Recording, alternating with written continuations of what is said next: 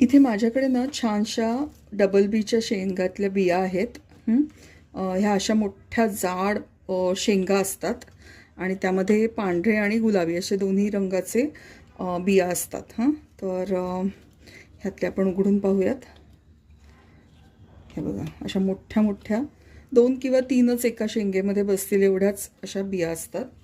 ह्या अतिशय छान लागतात. ह्याची जी उसळ असते ना ती एकदम अशी क्रीमी लागते आणि बरेच पद्धतीने आपण बनवू शकतो. ह्याला बटर बीन्स पण म्हणतात इंग्लिशमध्ये आणि ते खरोखर बटरी फ्लेवर असतो त्याला.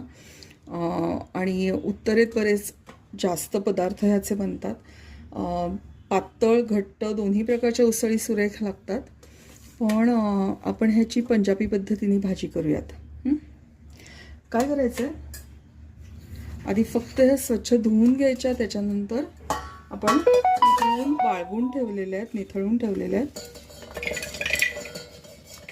हा कुकरमध्ये आधी उकडून घेऊ. ह्या बाहेरही छान शिजतात. तुम्हाला हवं तर तुम्ही बाहेर पण शिजवू शकता, पण कुकरमध्ये झटपट होतील आणि